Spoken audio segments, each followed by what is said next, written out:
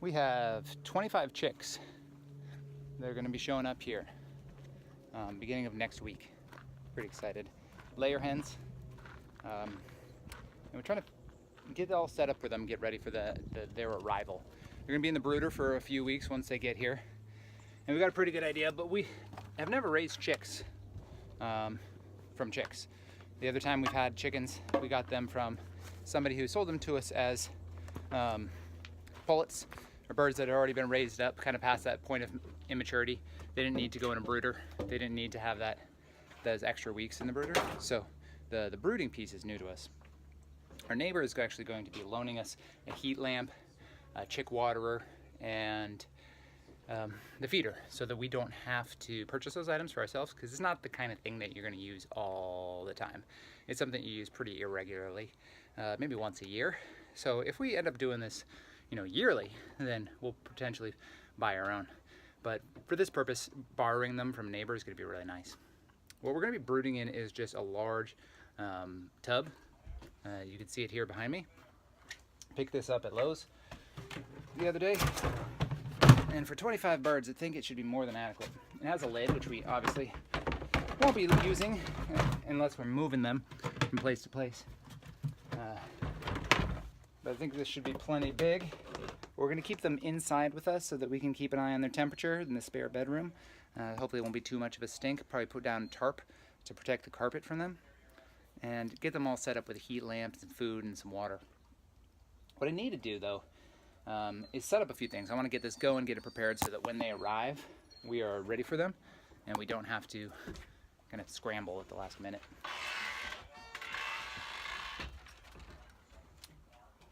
A tip that I saw from a couple different people, I've seen Justin Rhodes do this, and I originally got the idea from Jack Sperico, was to set up a system where any extra water that they spill, or if their bedding doesn't get dragged into the waterer and make just a sloppy, grimy mess. So what they did is they set up a screen system that the waterer sits on top of, and any extra drippings fall through that screen into a catchment below. And this keeps the water clean. It also keeps the bedding that's around the area dry. Is one of the biggest things that can kill your chicks, is them getting wet and dying of hypothermia.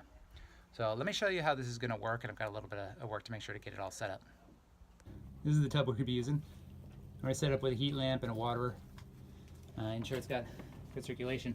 I'm going to take this flimsy, cheap paint tray. Got this at Home Depot for $1. And put that right in the bottom. It actually fits pretty much perfectly right in the bottom there. And it'll be over on the side here. I'm going to take this plywood and, oops, spider. I'm going to cut it out. It's a little bit too big. It might work this way. I'm going to cut it out so it's a frame that will sit on top of this this paint tray right here. And then I'm going to cut out a square in the middle so it ends up just being a frame that sits on there. And over the hole, the big hole that I create in the middle, I'm going to mount some hardware cloth and nail that in place. And that's where the waterer is going to sit. So the chicks, when they come up here, they're going to be standing on hardware cloth around the waterer. And that way the water doesn't get into the bedding and the bedding doesn't get into the water, at least minimally. And that's the idea. So I'm going to get this measured and cut to size and get the hardware cloth in place.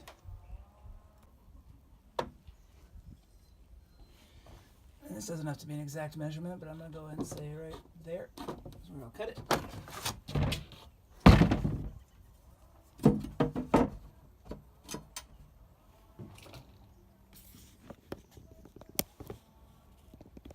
You can see what I'm doing. So I'm just going to take that line, I got my carpenter square here, and carry it across. And I think I will do a 1.5 inch inset from the outside. And on a carpenter square, usually you end up with a 2 inch. This is 2 inches wide, and this is 1.5 inches wide.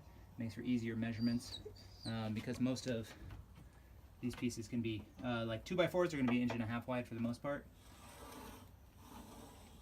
And it makes it really easy. So I can lay that there and just trace out what I want to cut out from the center. I'm going to use my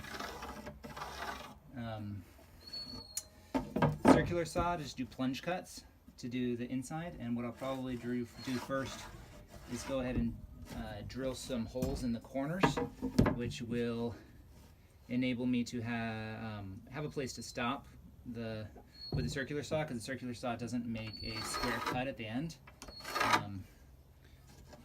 So if you don't have somewhere for the circular saw to stop, you're not going to get all the way to that corner. And I could cut it out with the saw, but it's just simpler to just do a drill hole.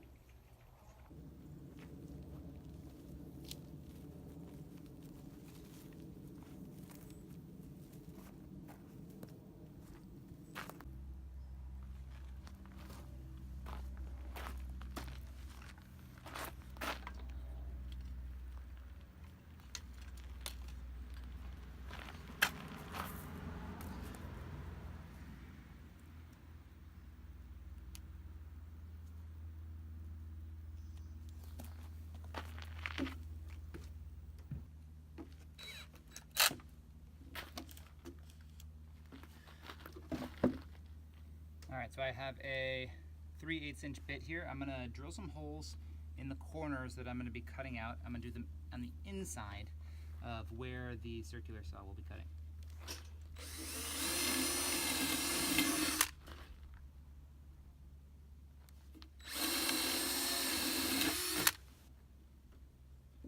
So again, this is on the center part of this piece of wood that will be removed.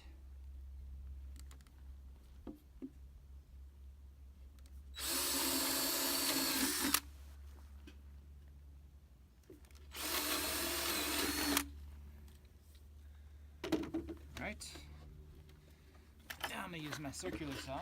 Make sure I've got the depth set correctly on this. And I'm going to first trim off. Actually, I think I'm going to wait to trim off the full piece until after I cut out the center, so that I have something that I can still kneel on this piece while I'm working on cutting this one. That'll make life a lot easier for me.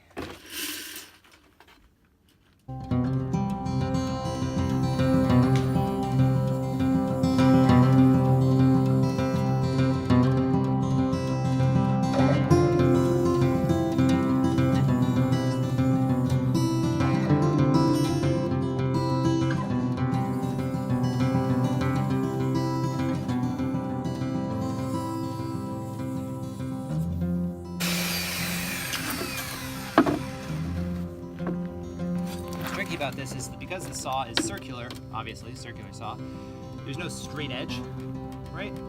So you end up with these cuts where at the top of the board, I made it all the way to the corner, right? I made it all the way to the corner with that top cut. But underneath, you can see here that the pieces haven't connected because the saw is round, the blade's round. So just start out using them on the bottom here.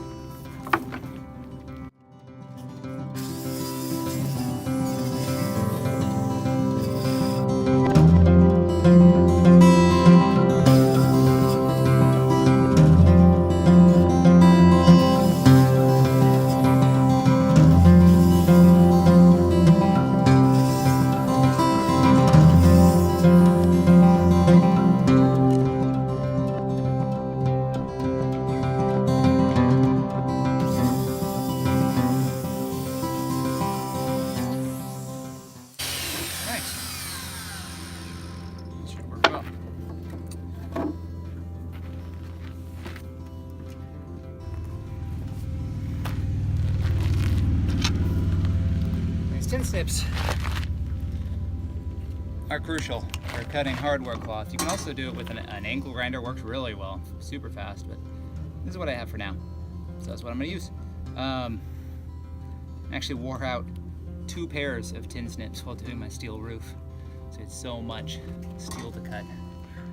And such a pain. Not pain, but just a lot of work. All right. What I want to do is cut this to fit on here, and I want the corners, the edges, to wrap underneath the wood, so there's no pokey part sticking up that could kind of catch the chicks.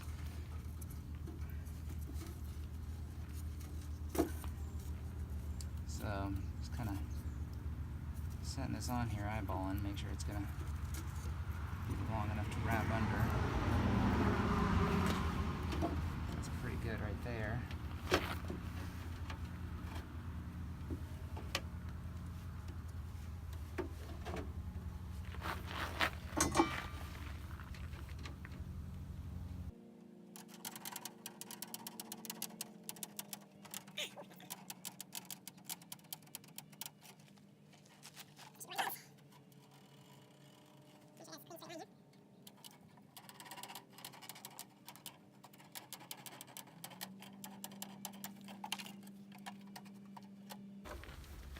got the screen here, and I'm gonna choose the side I want to be up for the chicks. I guess it doesn't really matter, but I'll put this side up and that side down. This side is gonna be down.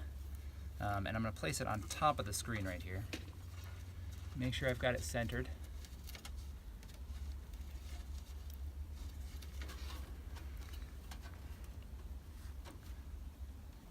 And go ahead and wrap up the edges.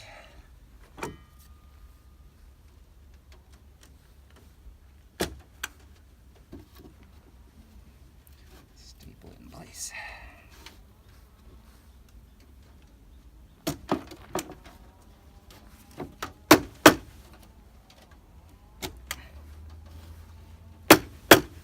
Normally I would use a regular stapler, but the staples I have for this hammer tacker that I used for my roofing don't fit in my stapler, and they're the only staples I have, so hammer tacker it is. Now I want to make sure I get it pretty tight, as tight as possible, so that the water doesn't make it bow very much. As little as possible. Wrap it up nice and snug.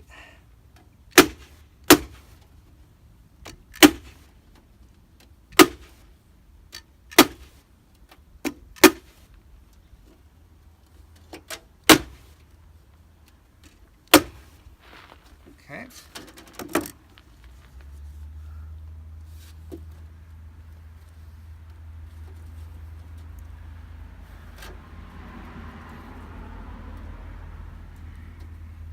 It looks like this edge I might have cut a little bit short. That'll be alright. This side will be tucked in on the side of the tub where the chicks can't get to it. Folding it up around the sides here.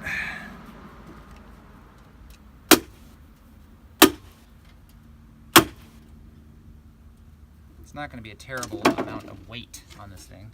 I mean, the water will weigh some, but the chicks definitely don't.